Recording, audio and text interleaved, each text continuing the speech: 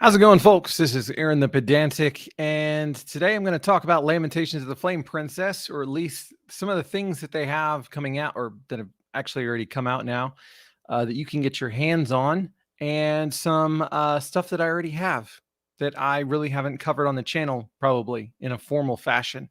So I'll also be talking to chat whenever people pop in, just so we can hang out and stuff like that. So this is going to be pretty loosey-goosey, unscripted.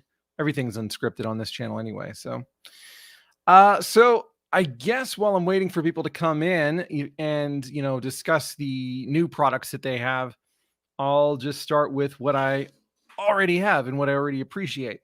So first one, and probably one of the more, I guess, spicy ones that I already have. Actually, let me do a little marker thing so people can tell like that's what I'm going over. Okay. Stuff I own already. Okay. That way people know. All right. We got Frostbitten and Mutilated. It has some dust on it. Sorry about that. I didn't mean it. Frostbitten and Mutilated is really interesting, to say the least. I have yet to use the setting, but if I ever had the opportunity, if I ever had players that were like, yeah, I want to do like a really, really brutal hex crawl in some kind of frozen wilderness, maybe with some Norse mythology stuff, then this would be a really great way to go. There's a lot of really cool stuff to mine from it. Probably one of my favorite things in here is the witch class. If you ever played Lamentations before, you just have your really basic Moldvay classes, your fighter, magic user, cleric, your thief, which is a specialist in Lamentations. And honestly, I really like the Lamentations version of the thief a little bit more. And you have the halfling and the dwarf and the elf. The witch is a nice addition. I mean, it basically fundamentally it works as a magic user for the most part, but it has some unique spells and abilities and things like that it can get. They get these random traits derived from this chart and all that kind of stuff. There's some cool stuff on it. So yeah, cool stuff. They have their own special spells. They have their own special theme about them. And, within the setting, it's even better just because the way that you deal with witches in the setting is kind of neat. And the way that it proposes that you allow the players to become a witch is interesting. It's basically the first player whose character is killed by a witch can then play a witch. And there's also Amazons, because Amazons are another big thing. And I want to say that it's a similar rule there. But there's there's some really cool stuff in here for mining, even if you don't intend to use the setting. Some of it, just like with anything from Zach Smith, is very how to say this, kind of artsy in a way, and you kind of have to mine the goods out of it sometimes. But then again, sometimes he just sees things in a way that's really useful and neat. Thomas says, "Good afternoon. How's it going, buddy? Good to see you." So next thing I have, while I'm still waiting for more people to show up, Carcosa. Carcosa had me puzzled whenever I first read it. So for those who don't know, it is described as weird science fantasy horror setting. I don't know that I would consider it a horror setting as much as just a very gritty.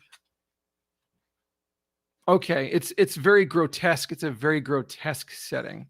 That being said, there are some very strange mechanics in here.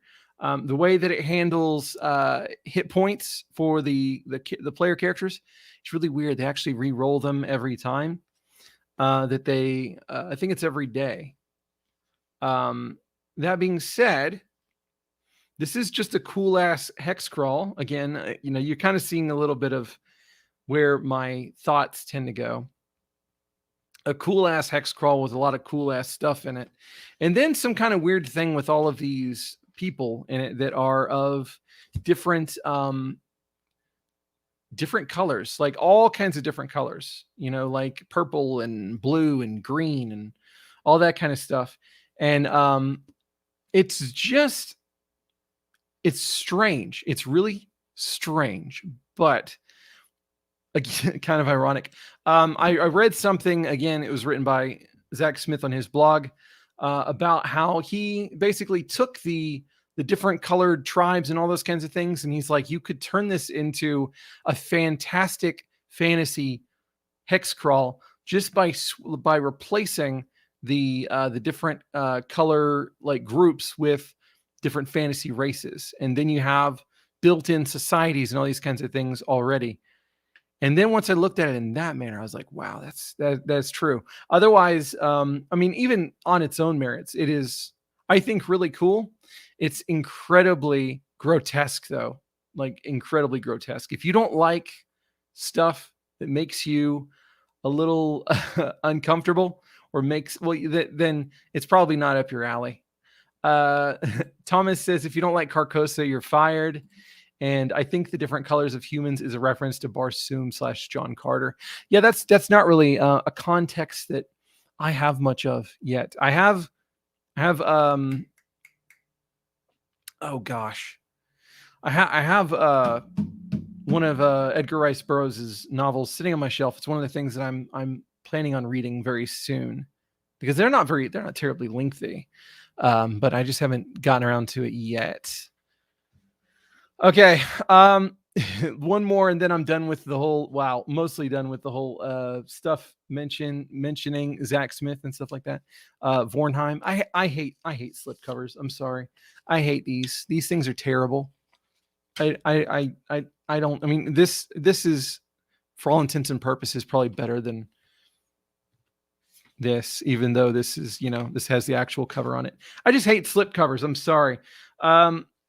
So there's some drop die stuff in here that's pretty cool, and I really appreciate it. I mean, the city is really, really strange, and again, it's just kind of that whole style of his that's jumbled together. There's hardly any space in the entire book for much of anything else, but at the same time, there's a lot of really evocative stuff in here that I really appreciate.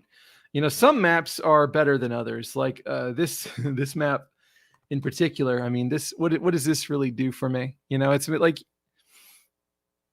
come on, you're a very artsy guy. You can do a little bit fancier than that. But at the same time, when you look at the descriptions, they're short, but they're at the same time kind of packed with meaning, I would say, which is something I'm learning is not as common as it should be.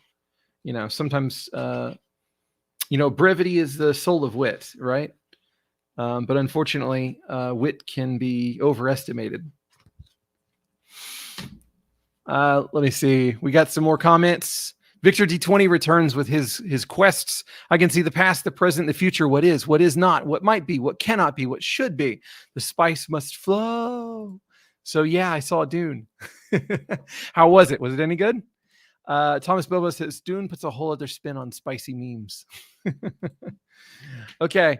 Next thing I have, and we actually have people flowing in now. So if y'all want, I can go ahead and go to the new stuff and we can start talking about that. I just didn't want to do it when nobody was here.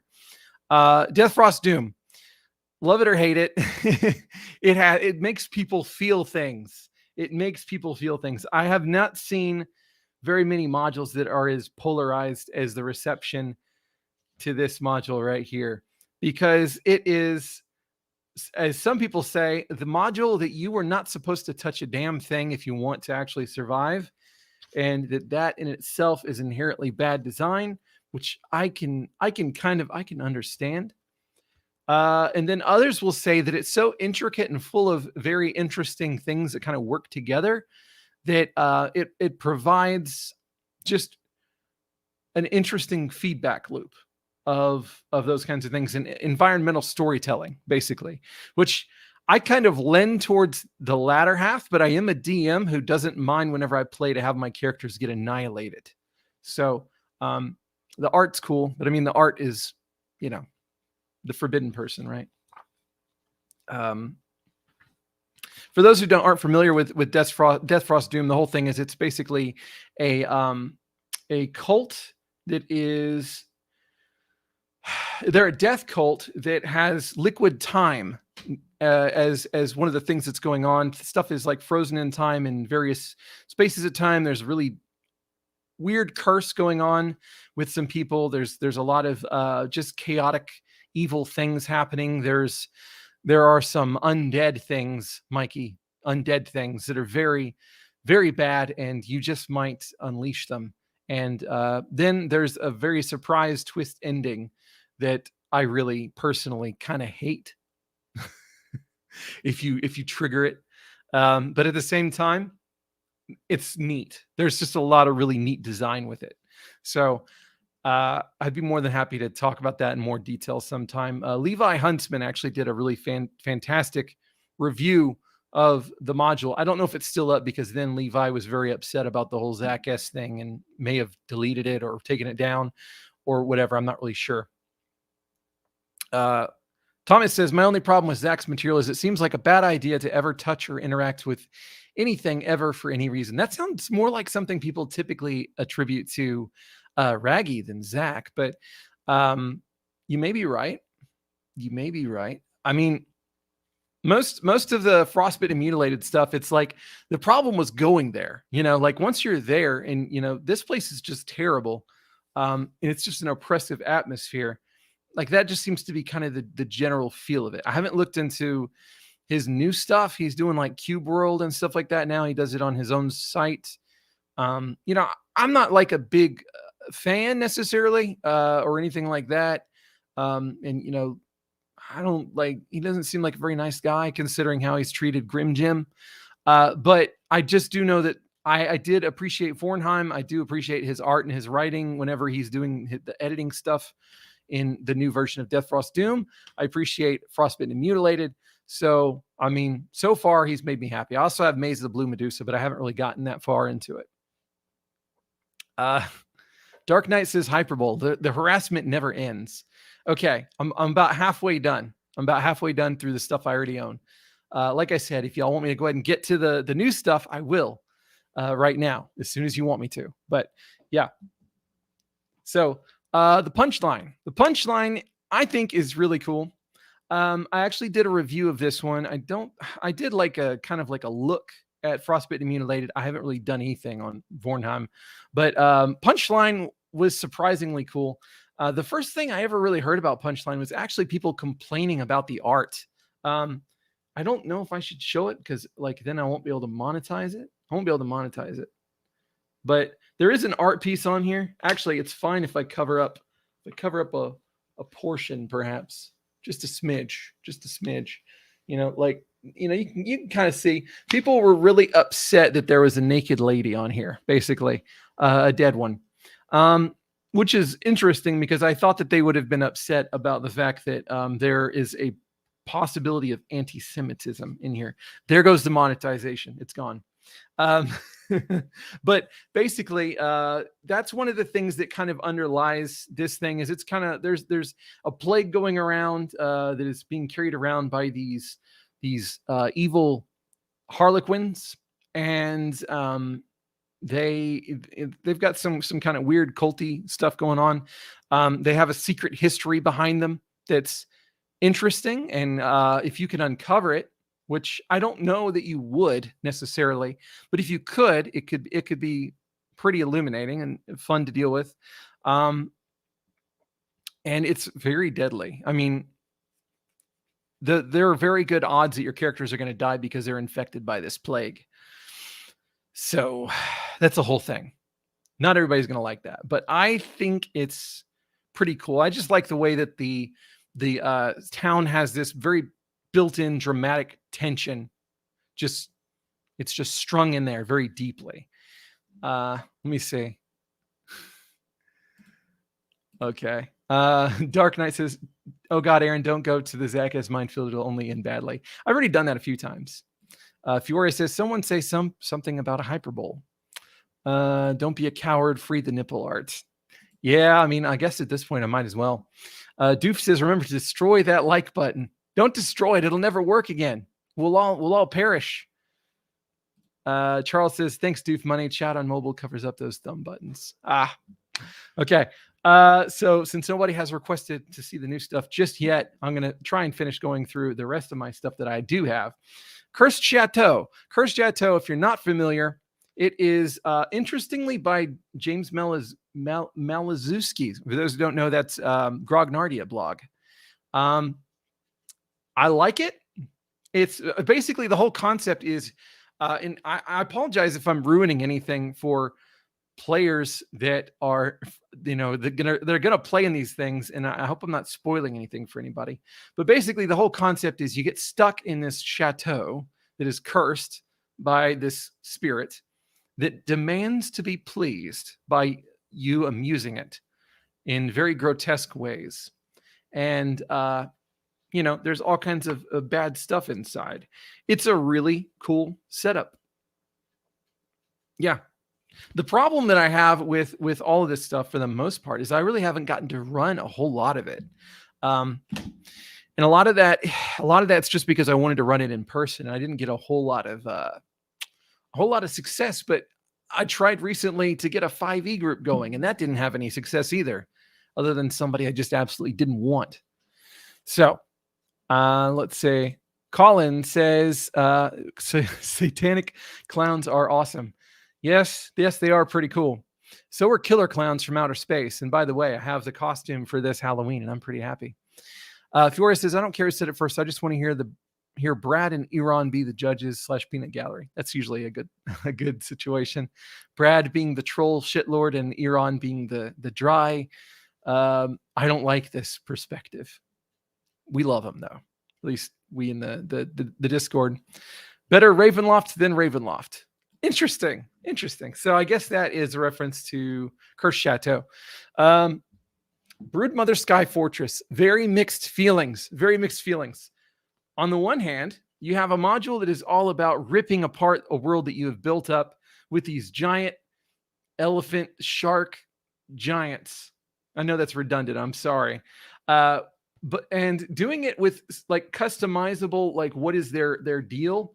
Like are they actually angels? Are they aliens? Are they actually shark elephants?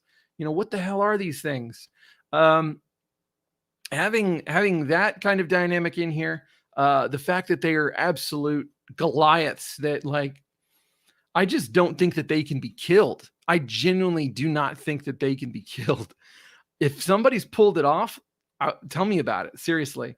The dungeon, if you want to call it that, the actual cloud fortress is pretty neat. The art is awesome. I love the art in Broodmother Sky Fortress, but it's so weird. It's so weird. But here's the other thing that you should think about is it also has some printings out of Jeff Rince's really good blog posts, which on the one hand, you could be like, well, those are blog posts, Aaron. You can find those and you can read those. You don't have to buy them and get them in print. But here's the thing. There's some actually neat stuff that you may just want to have. I like having this stuff in print. I like these very, very simplified hireling rules. It's you got a D6, you roll a D6 whenever you recruit somebody. And then this determines what kind of stuff you might have. There's some advice on making awesoming up your players, which is interesting. I don't know that I agree with all of it, but I like this is probably my favorite. The Grimoires of Wessex. It's just a list of different grimoires that, because basically a lot of times whenever we learn our spells, we learn them from scrolls or whatever. But what if you get an actual spell book? What would a spell book look like? And in this, a spell book is like a historical grimoire. And they have their own names. They have their own history. And they have spells in them already. And all that kind of stuff. And some of them are better than others. And so you can just toss that in there. You can have the Book of the Black Stone, which is in Latin, translated from Arabic. Its author's unknown. Blasphemy in there as Cain founded the first human city on the ruins of a pre-human city. And it has Charm Person, Fairy Fire, Wall of Fog, Speak with Dead, Mnemonic Enhancer, and Secret Chest. It's very cool. It's very cool. Will I ever use the adventure as written? I don't know. I generally I plan to go through all of these in the Fantastic Dimensions fashion. If you're not familiar with his channel, you should go check it out. He does do actual plays pretty exclusively, so you may not like that, but he does the ones that I'm not sure if I could ever do them in actuality, let alone on camera, like Death Love Doom. Dear God. Let me catch up on chat. Iran says Broodmother is one of his favorites. Dark Knight says Castle Gargantua is technically an LOTFP module. I didn't know that. Give it a look. VO Lizard says that's why Knock is so good. Yeah, Knock is one of those things I desperately wish I had the money during either one of the Kickstarters, honestly, because now I just want it. And I think I can buy it, but it's probably going to be more costly. Marcus says a book will never 404. That's true. And Victor is continuing his odyssey. So here I am. I can see a sea of sand just beyond the grassland. Is the pay good? No. Is the job clear? No. Is it going to be fun? Yes. Soon I will embark on a hunt for the master of the desert nomads. Iran says my favorite from yesterday was always going to be the map book. I don't know what that's a reference to. But I mean, map books are always useful. All right. So I had to, okay, let me get this out of the way. So I had to do this. I'm sorry. I don't like this one that much. I don't like this. So No Rest for the Wicked. When I read the description of it, it sounded really cool. So the whole description behind it is, look, this is not your weird fantasy stuff that you usually get with Lamentations. This is like historical, basically. It could actually happen. Yesterday's offerings, he says. Okay. This could actually happen, and this is just kind of like day in the life kind of stuff, but with a serious dramatic moment that can happen. But to me, that's the biggest flaw as well, is that it's really just a night at the inn. And, you could just have some interesting conversations with some NPCs. You could have like a really dramatic encounter with some military people from either side, some resistance fighters or some soldiers. You could have nothing happen at all, really. It's entirely plausible that nothing at all happens. And then what are you doing with this, really? It's all entirely, dependent on the players wanting to be a part of this, having an interest in the NPCs. And, basically most of this book is just the NPCs. This is not a whole lot of pages, but a whole lot of it is just descriptions of NPCs.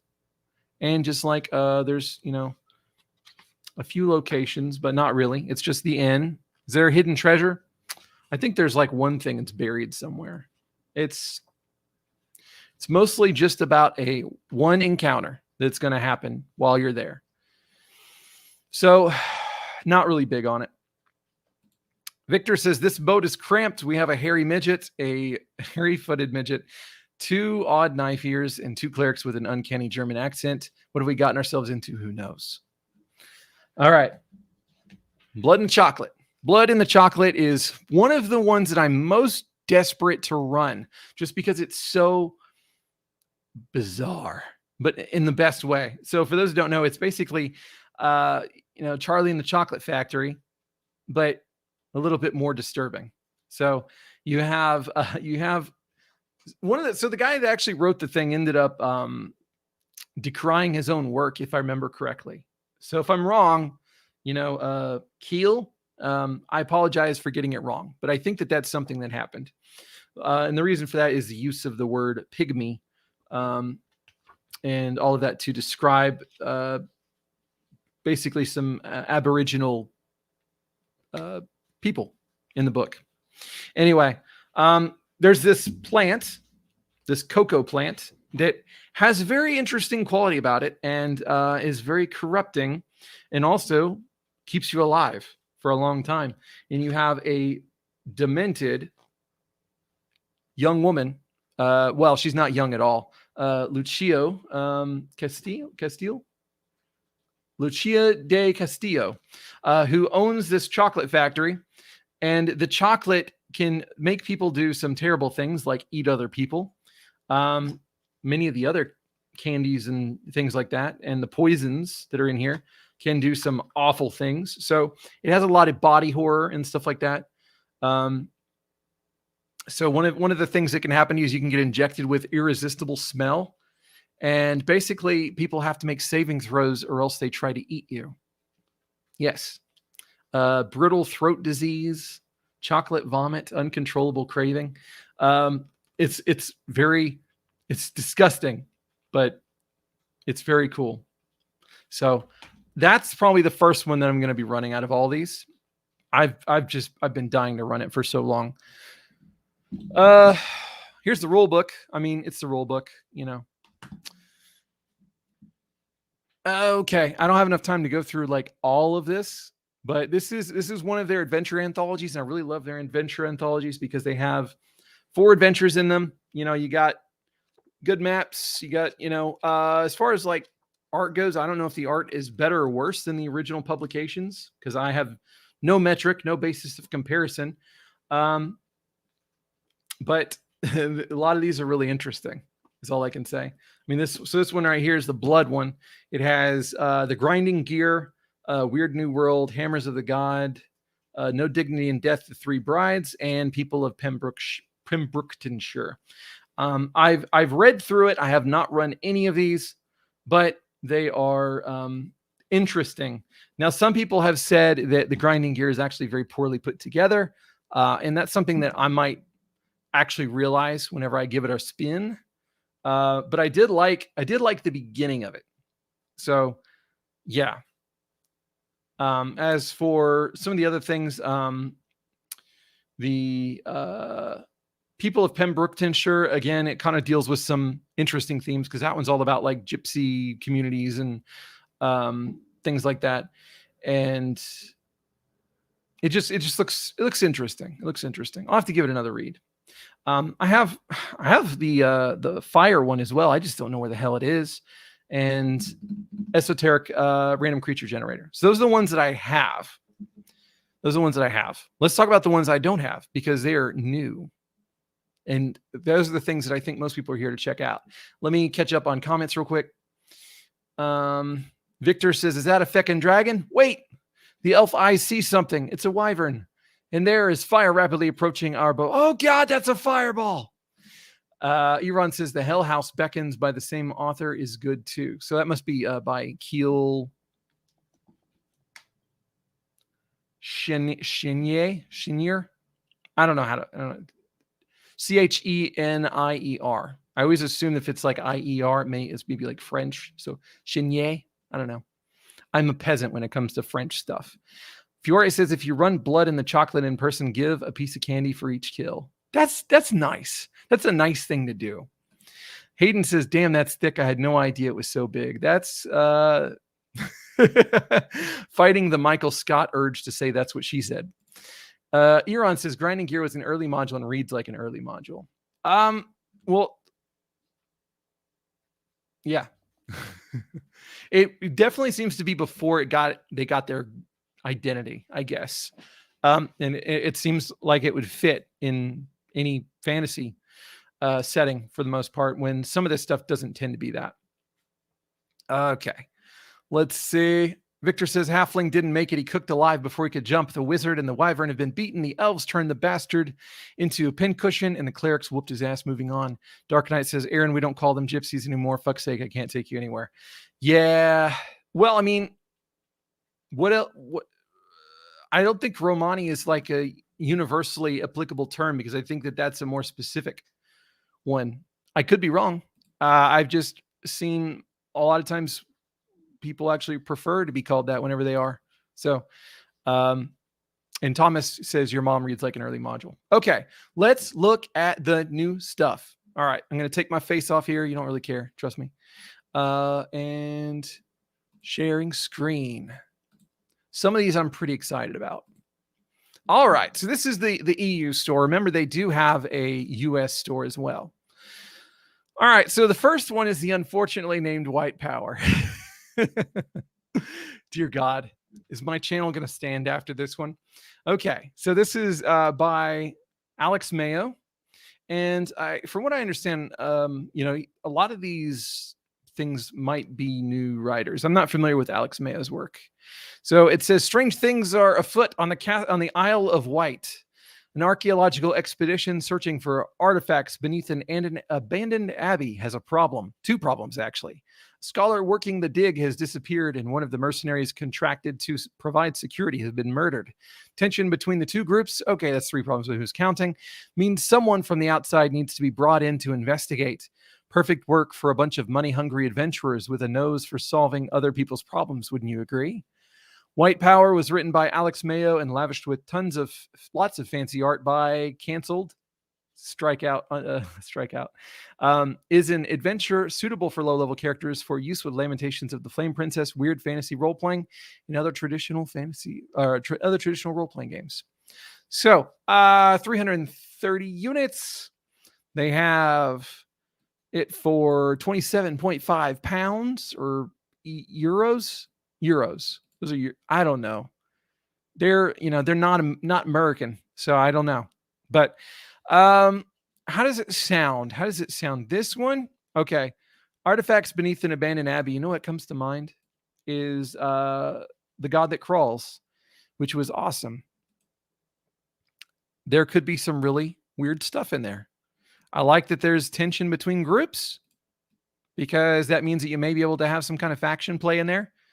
You may be just be finding their dead bodies. Who's not really, but this is incredibly ambiguous. There's not a whole lot here that we get. I don't know what to think. I think that really this doesn't sell it to me. If I were to buy it, it would be just because, well, it's Lamentations and I usually like it. So this is the kind of thing I personally would probably just wait to hear what kind of things are going on here. Maybe wait for a review or something. I guess I should have prefaced this. Let me put myself back on here for a second. This is all right. How do I? Oh yeah. So let me put myself on so. I wanted to preface this by saying I think that Lamentations is a very important publisher and that they need support. This is one of those things that I think that whenever you buy a book from them, it actually is doing something, maybe, probably, because keeping them afloat is making, this kind of stuff possible. This Blood in the Chocolate, this kind of shocking art, this kind of, I don't know, this stuff that people often just don't want to have anything to do with. They don't want to exist. And I think it's important personally to support that kind of stuff. So I know I'm going to at least buy something. So with me saying what I just said about that one, it's not me saying you shouldn't get it. It's just saying my personal thoughts after me reading it. Let's see. Okay. Hayden says, I've been checking eBay for months looking for a reasonably priced Scenic Dunsmith print copy. I skipped on that and I'm mad that I did because I've heard really good things about it. Okay. Iran says racism is not related to the White Power module. Correct. Yeah. I'm pretty sure it has to do with whites as in the creatures. It's just a joke. That's not how you spell it. Okay, art by Cancelled. Some people would, my first thought was, oh, is it Zach Smith's art? No, I'm pretty sure it's not. I'm pretty sure it's just somebody who made the art but didn't want their name released because of the associations. They didn't want to get, the garbage that comes with working with Lamentations. Completely understandable, but they did want the money, and I understand that too. Iran says, I would say White Power is going to offend Christians. Probably no one else. I mean, if they actually read it. So you actually read it. You can tell us about it. Because I feel like there's not a whole lot of context there to work with. Nicholas says, I like fighting whites. Me too. Absolutely. Whites are a fantastic monster. They are brilliant. I mean, there's a reason that the whole Game of Thrones, wall situation is so compelling. It's because it's so like prone to collapsing everything. Whites are just, there's something special. Thomas says Scenic Dunsmith is worth picking up. Good book. Victor, I'm going to come back to you already. Oh, I need to change the little thing. Okay. Stuff I don't own. New stuff. I'll just put new stuff. Okay. All right. So I'll remove myself and we'll look at the next one. So that was the unfortunately named White Power. I say unfortunately named just because I know some people are going to take it in a bad way, even though it's a joke. But so we have the box set for Big Terror in the Streets. Let's look at Terror in the Streets first, and then we'll look at the box set. So this is a Kelvin Green one. And this is actually one of the reasons that I knew that this stuff was out, because I saw him say that it was released. So 96 page full color A5 sized hardcover. I haven't really seen anything done by them that's not A5 sized, but I could be wrong. Writing and art by Kelvin Green. Cover art by Yannick Bouchard. And layout and graphic design by Alex Mayo. So Paris 1630. So this one is historical-ish. This one is historical. Europe burns and drowns in blood, but France remains for the most part inviolate and strong. Except now horror has come to Paris. The city's children are going missing, parents are fearful and paranoid, and the people of Paris are becoming angry and restless. A mysterious phantom figure is taking the youngsters and taunting the authorities. Can the criminal be found before more children disappear? What is the secret behind the kidnappings? Terror in the Streets is written and drawn by Kelvin Green, who also foisted Forgive Us, Fishfuckers, More Than Meets the Eye, and Midwinter on the World. Terror in the Streets is a historically inspired investigative urban horror adventure for characters of most levels for use with Lamentations of the Flame Princess, weird fantasy role-playing, and other traditional role-playing games. So, my thoughts on this one, without having done any serious investigating or anything like that.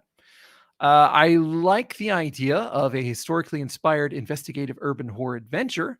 The fact that it says for most levels to me means that, combat's probably not going to be like your biggest focus. And I would like to see how he handles that. I think that Lamentations phased out a lot of the things in traditional D&D that tend to undermine investigation, like Speak with Dead. Now I want to check my rule book. Luckily, this is all in alphabetical order, which I used to complain about. And yet, because it's in alphabetical order, I can check very quickly because I just look in the S's. Speak with Dead, Speak with Dead. S, Speak with Animals, Speak with Dead, level 3 magic user. I mean, so yeah, you could probably get something. I didn't even read the thing. It might have like a bunch of restrictions, but in any case,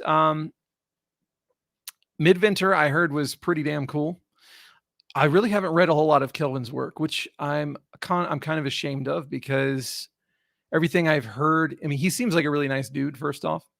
And secondly, I've heard that he does good stuff. So yeah.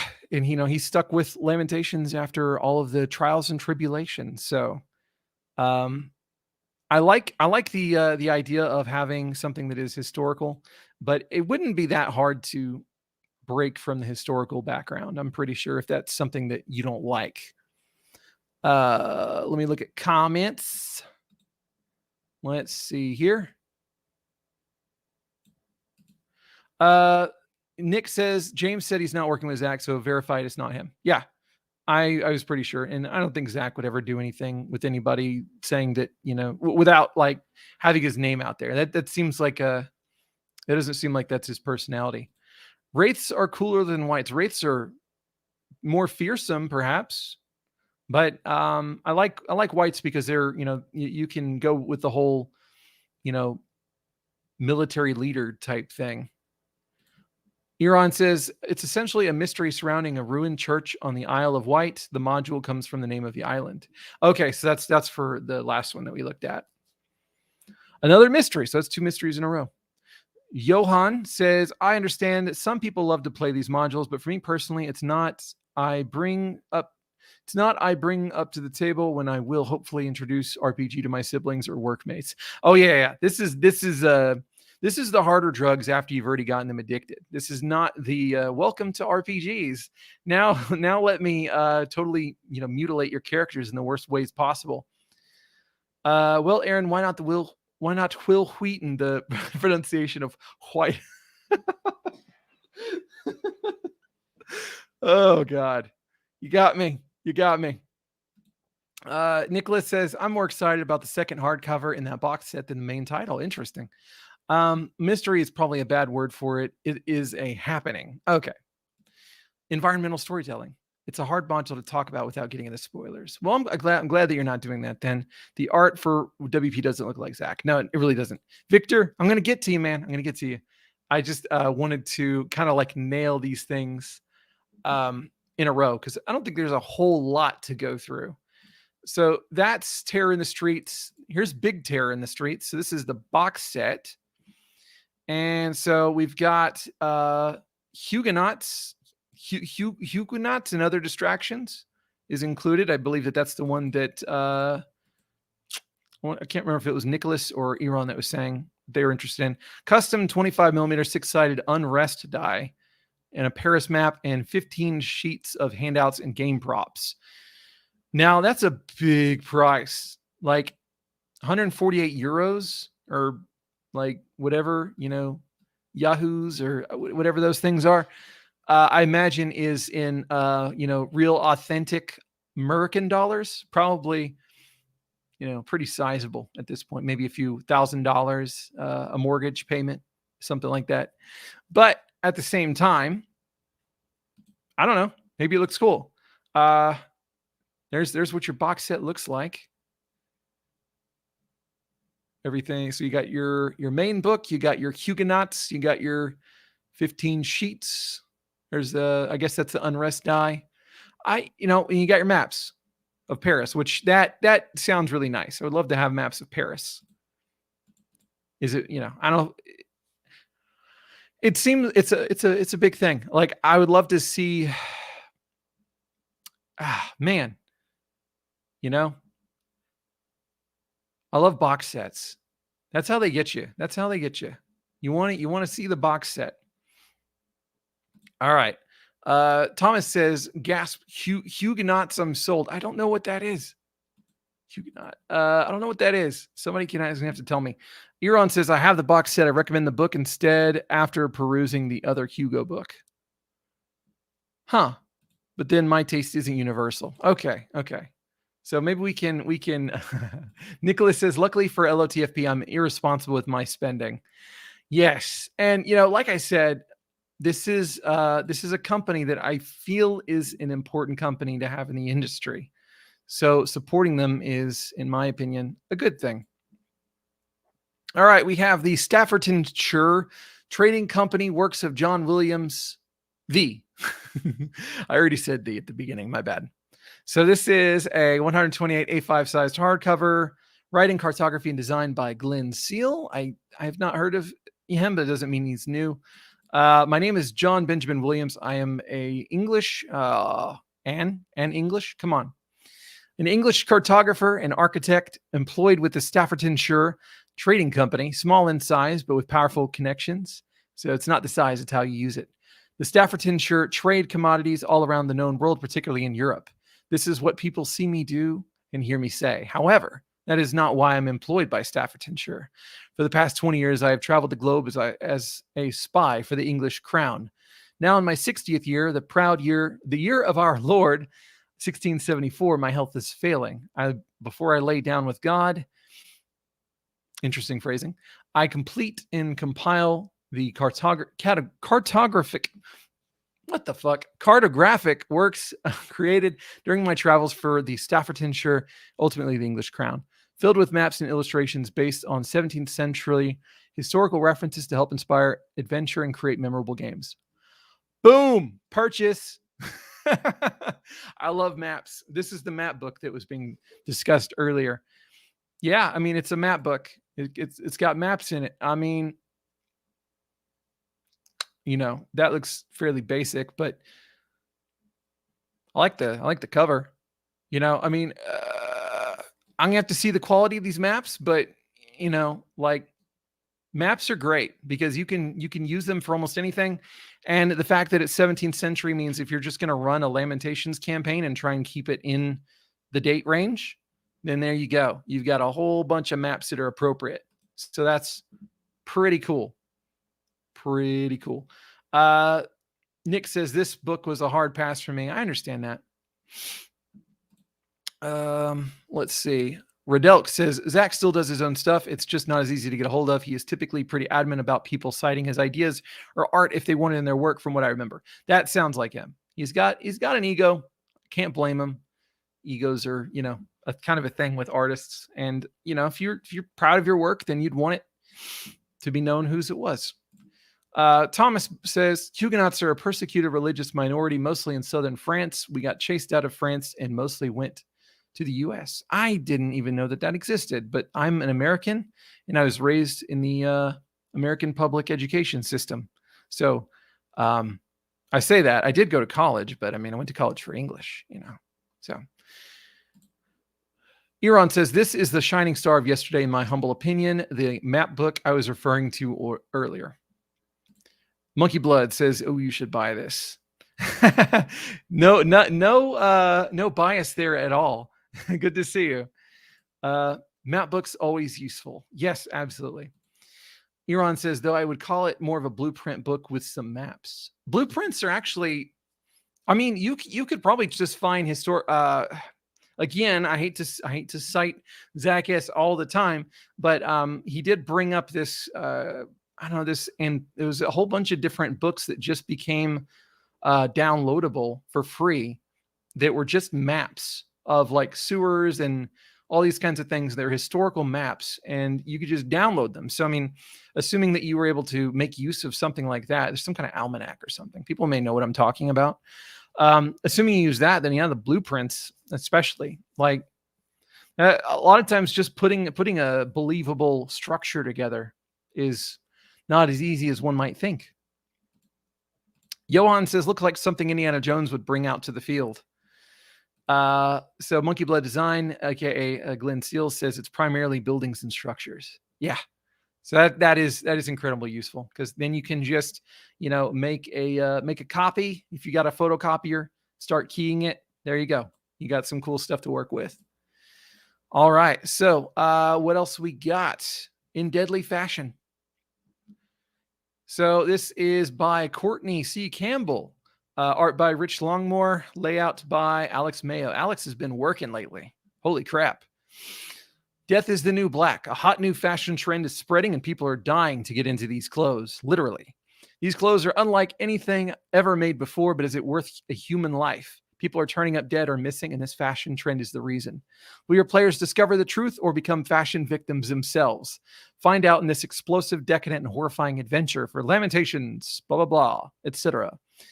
Okay, I'm not going to lie. This one sounds pretty freaking cool. I mean, it kind of reminds, the decadent whole thing kind of reminds me of how Blood in the Chocolate's all like, everybody's eating this chocolate even though it's killing people because it's so good and it's a status symbol and all these things. You know, whenever I was first started reading this, I was thinking of like Mask of the Red Death, but that's just because I also have an obsession with that thing. Anyway, this sounds very interesting. I'm really curious to see exactly what direction Courtney went with that. Ooh, and it looks nice too. You know, I mean, these things look good on the shelf. I'm sounding like an ad. I am not paid by Lamentations. I've never ever received anything for free from Lamentations. I've paid for everything I have. So don't be thinking I'm one of them shills. I really like a lot of their stuff. All right. We got a few more. Actually, before I do that, let me see if there's any Thomas says, are Lamentations books not available at Drive-Thru-RPG? They have been. I don't know about the hardcovers, but you've been able to get the PDFs if you search for them. Nick says, speaking of Zach, someone did an incredible interview with him recently. Yes, I don't know how I neglected to mention that. Nick here, you should check out his channel, subscribe to it. He did an interview with Zach, which was really interesting. And he also did an interview with another person I really need to check out. But the interviews are really cool. So go check it out. Eron says, hadn't gotten to reading this one yet. Nick, so I think you are still talking about Death Dying is Late, the fashion one. This book is the one I'm excited for. K5K says a lot of horror titles out at the moment, dark, creepy, historic. These are all good things when your fantasy tank is full. That is very true. I think that's what really got me onto the Lamentations kick, was because I was really getting burnt out on just strict fantasy and all that stuff. All right. So let's look at Green Messiah. So 48 pages, writing and art by Messiah Green. I love this. He's a very naughty boy, or it's not easy being green. Years ago in the quiet Sussex hamlet town of Littleworth, something from the black extracosmic gulfs of space fell from the sky, something that a childless couple took in and raised as their son. Is it Superman? In this one act of kindness, they may have doomed the world. Green Messiah is a botanical adventure for use with Lamentations, blah, blah, blah. It is suitable for characters of most levels and vegetarians. Within, you will find an invasive alien species of shape-changing root vegetables, malicious trees, and an extensive menu of delicious and potentially fatal fruits and vegetables from another world. Adventure best played in a shaded area, watered no more than once a week, and kept indoors in colder months. The Messiah Green, before his verdant apotheosis, wrote "Forgive us," so it's Kelvin Green. But I really love. I think that plants don't really get enough love, and so I love having a book that's going to go deep into that, because even if I don't want to run it as written, I could still steal some stuff and do some interesting things with plants in my other games. So I really like that. It has, color out of space vibes with this thing came from the sky and now it's corrupting these things around it. I like the Superman vibes. You can have the protective parents that just love him, and you can't do anything wrong though. Like the terrible version of Superman. Let's see. Eron says Jim is essentially anti-cheap copies of his stuff. Don't expect Drive-Thru-RPG prints. Yeah. Nick says Green Messiah is a shining star of this drop, I think. We'll see. When I say we'll see, I mean that I don't know, but I like the description of it a lot. Eron says cross between Superman and Creepshow. VidGrip says DTRPG has an adult setting, must be toggled to see many titles, must log in to change the setting. That might be what the problem was, is I already have that fixed, because before I couldn't find Lamentations and Venger products, and so I had to fix that.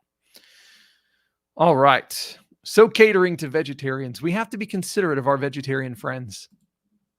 All right. So that's Green Messiah. That's of the two Kelvin Greens, that's the one I'm probably most excited about. But I'm interested in learning more about Terror in the Streets. I keep trying to say sheets. Okay. Asterion.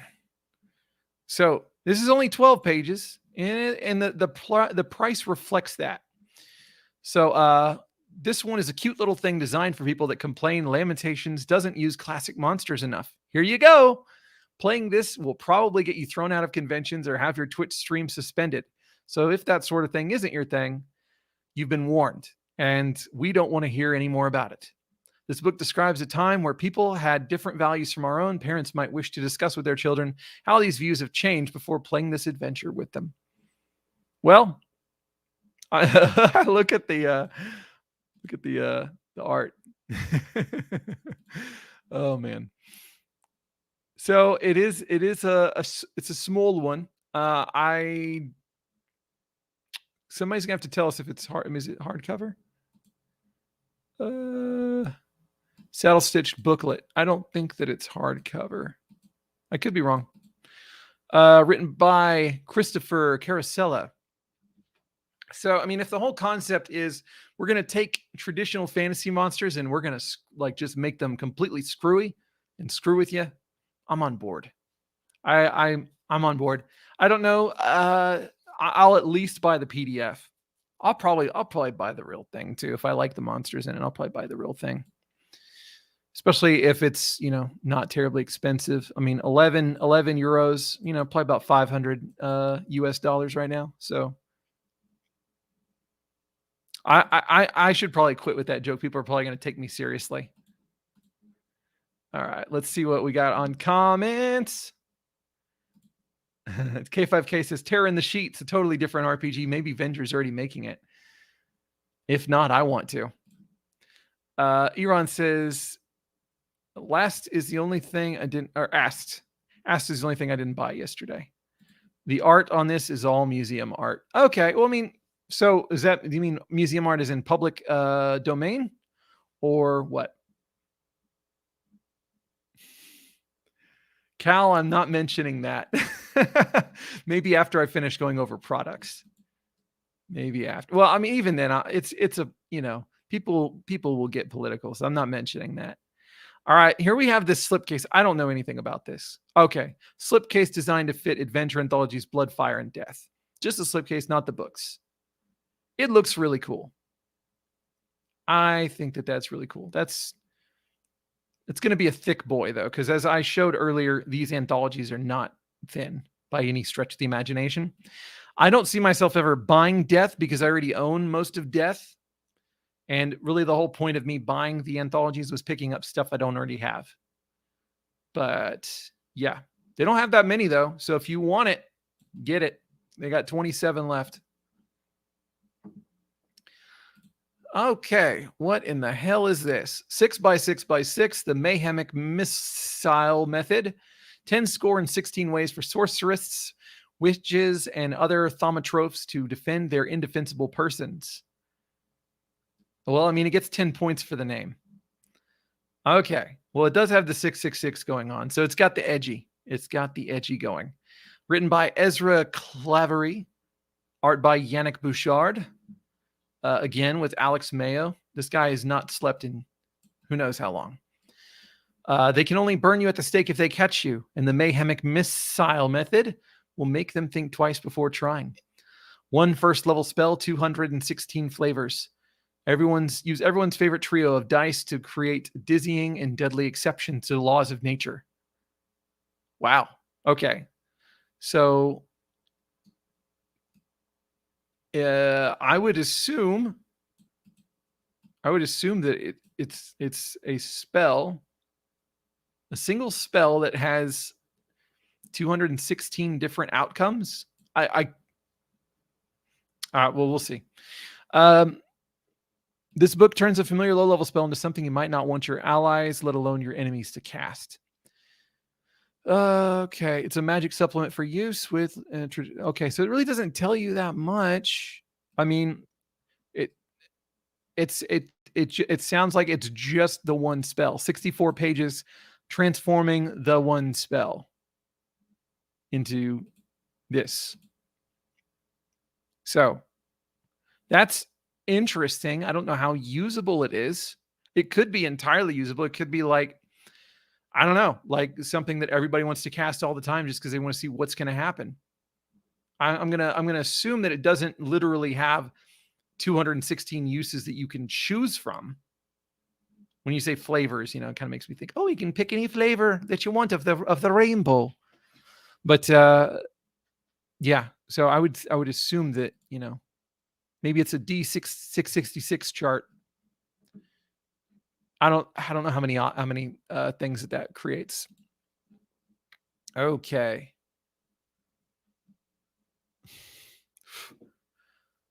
Public domain. Okay, from an art museum in Europe. VO, I told you I'm not bringing that up. Nick says, remember, if you buy 8 things, you get 2 free books not available anywhere else. Wow. Random esoteric missile generator, magic missile generator. That's kind of what I was thinking was going on here. And that sounds really neat. Magic missile is supposed to be individually different in Lamentations. You roll 3d6 to create yours. Is that how it goes? I haven't played Magic Missile in a little while. It does say that it's supposed to be unique. So this is wow. This many years later, they're delivering on their promise of Magic Missile. Whole book on Magic Missile. My players are excited for it. I bet it does. Okay. Eron says it literally has 216 flavors you can choose from. I want a chart, damn it. I want a chart.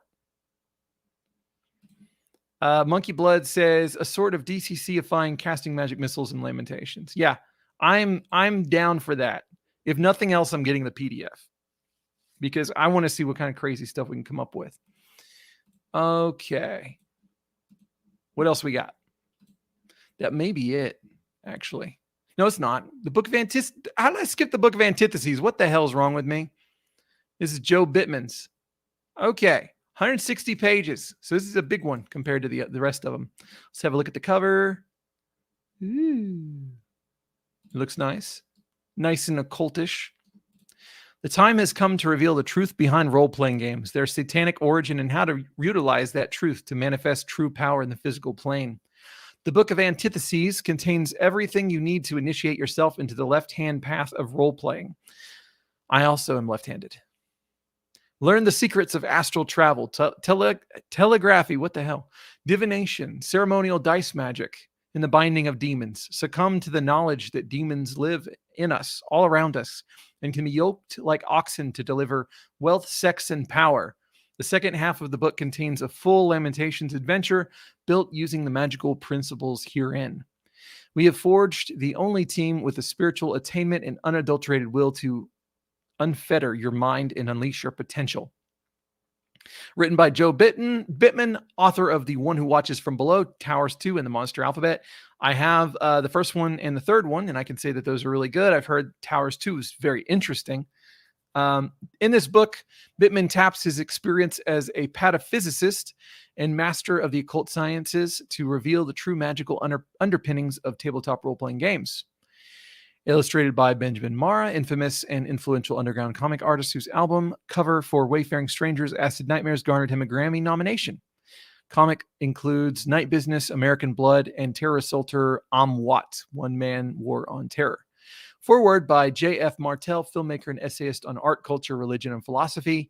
Also co-hosts the Weird Studies podcast, a series of conversations on the intersections of philosophy, the arts, and the weird. Martel is the author of Reclaiming Art in the Age of Artifice and Reality is Analog, Philosophizing with Stranger Things. Join us and attain rock hard occult power now. I love that ending there. All of that, and then it's like, yeah, let's get rock hard occult power, baby. Okay, so that one's about 50 euros. So one of the more costly ones, but it is also bigger. And there's a better look. There is a better look. So I got to read a little bit of it before it was done. Job was kind enough to send me just like a little teaser. And what I read was really interesting. It was the part about dice magic and using real divination practices and stuff like that. And I was like, whoa, this is interesting. Okay. All right. Eron says it was a D666 chart. I was pretty sure, but I wasn't positive if that's the right number of outcomes. So stop making fun of me. Nicholas says you can use this book with any system. Yes. He says it was a skip for me, just silly. Eron says this is the actual book the Satanic Panic was warning about. And yes, it's straight-faced silly. K5K says, looks like a parody of the Satanic Panic. If they're serious, okay. The demons literally talking out of their asses is really the only sign of the joke. I don't know why my rats keep fighting. Anyway, the excerpt that I read, it seemed legitimate and serious, but am I going to say that it's impossible that Job is pulling a fast one on people? I'm not going to say it's impossible, but I don't know if y'all bought it and you read it and you felt that it was silly, or you felt it was silly beforehand, but I kind of think it's interesting. I don't know. All right, this is not new, but I don't have it. So, when did this come out? Deck of Weird Things.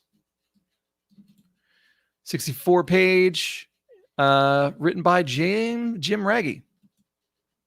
I haven't seen a whole lot. So it's a limited edition, 500 copies. They have 193 left. That's very expensive. Okay. You can get free shipping. Make your game weird. Nothing is as painful as a boring, predictable campaign. Nothing makes a campaign more unpredictable than Deck of Weird Things. Supplement entirely dedicated to describing the effects of weird magical deck of cards to entice your players. Attempt them with ultimate power or ultimate ruin. Over 200 separate permanent effects are possible. No images or nothing. Okay.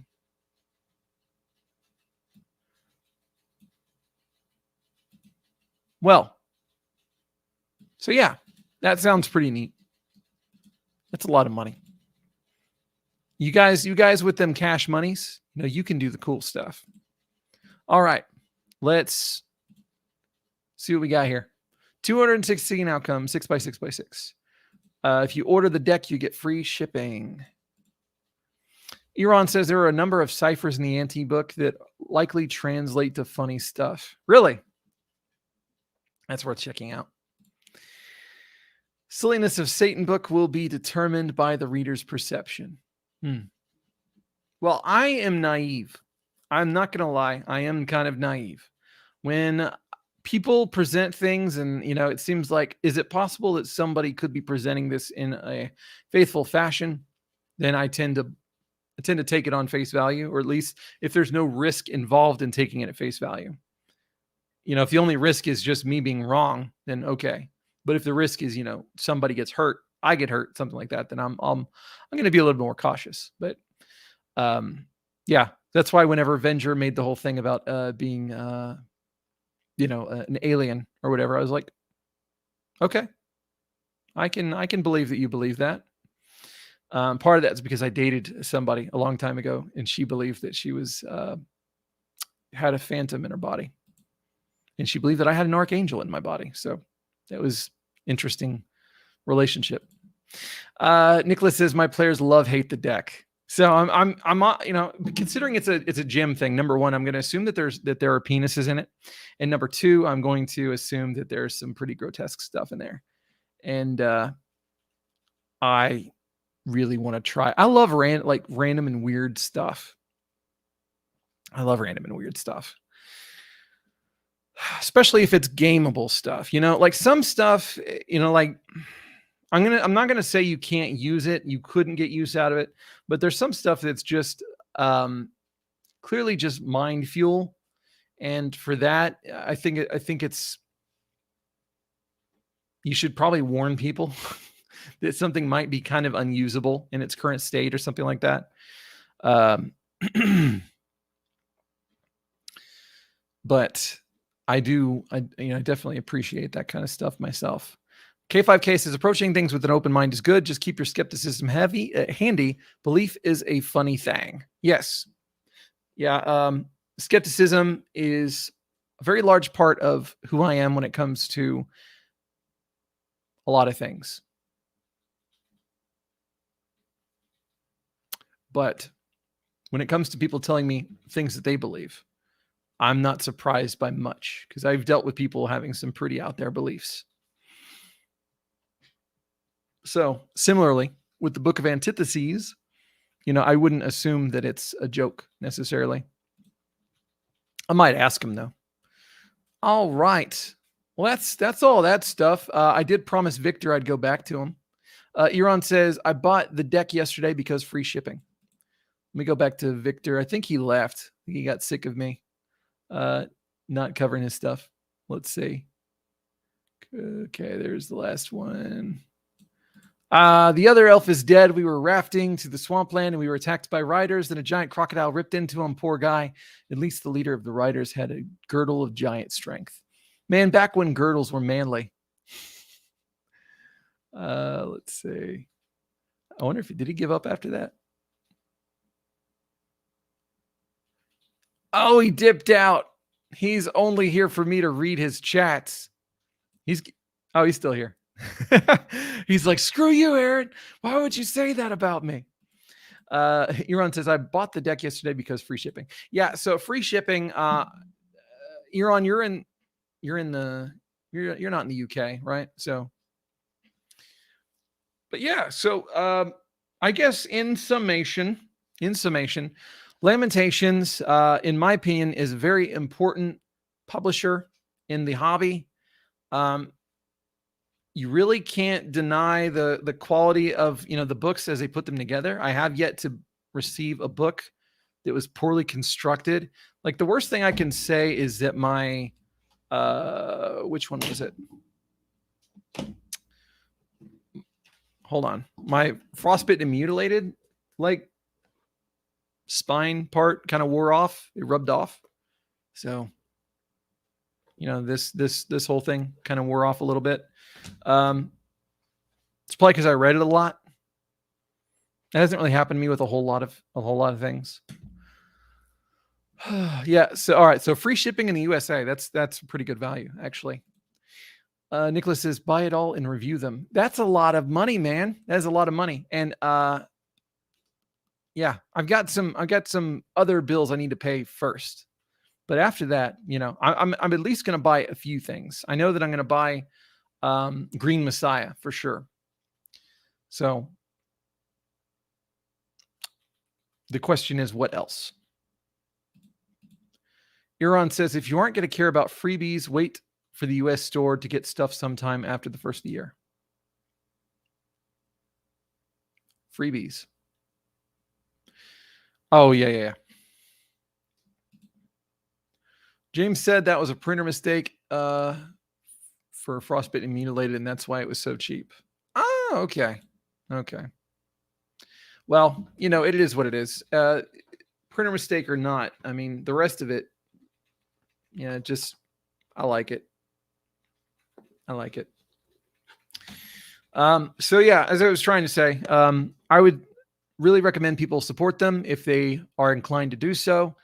More so than perhaps others that maybe they're going to be just fine. They don't need as much support because they have kind of like unanimous support. They don't have people trying to constantly run them into the ground and all that kind of stuff. And yes, I understand why some people are upset. I just think that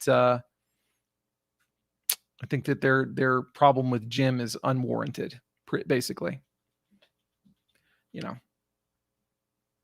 Not to rehash the whole thing, but basically, I think that, I'm not going to rehash the whole thing, but Jim is okay in my books, and everyone else that works there, okay in my books. That's it. The only thing I can say about Jim is I'm mad that he didn't email me back about my adventure proposal, but so apparently it didn't meet the standards, but that's okay. I can't expect him to like my idea. I'm going to write it anyway, but it's just not going to be in a pretty one of these books, So anyways, that's it for this video. I'm going to do something on, I'm going to do my review, my final review of Swords and Wizardry box set. I've got another video to do for Dragon Age RPG to help get my players prepared because I have a game on Thursday. And, I've got some other topics that I really want to cover. So more stuff coming. Thank you for jumping in and chilling out. Really appreciate it. Nick says, Jim says he's way behind and email you. If it is a no, it just might take a while. Yeah. Well, so this was whenever there was the whole call for, new authors and all that kind of stuff. And I basically said, I can't be a regular because I got too much stuff going on, but I could probably do a one-time thing, you know, and I have a couple really cool ideas. One of them was, well, actually I don't want to reveal it because then somebody might take it. I'm not going to reveal it. It's mine, my precious. You know, I kind of want to discuss other stuff too, like a little bit, not much. Like, I finished The Enemy Within 2, and that is a glorious, glorious video game. I don't want to do like video game reviews or anything like that, but I just feel like talking about it because some of the design and the writing and all that kind of stuff was really great. And I think that you could make some really interesting role-playing game encounters with some of the stuff that they did in it. I mean, it's not too dissimilar from Silent Hill in some ways with the kind of themes that they play with, or even some of the better Resident Evils. But that was really cool. And then there's a comic book that I want to talk about. So really not from me talking in the terms of somebody who's a fan of comic books, because I really don't read a lot of comic books, but just from somebody who appreciates science fiction and you know, loves to see it done well. All right, there are no more comments coming in, so y'all take it easy, take care of yourselves. Thanks for stopping by, and peace out. Have a happy Halloween if you celebrate that thing. I sure will. I've got a Killer Clowns from Outer Space outfit. One of the clowns, Jumbo. I'm going to be dressed up as Jumbo, so I'll probably share a picture or something at the very least. And Chelsea is going to be dressed up as Shorty. So, peace out.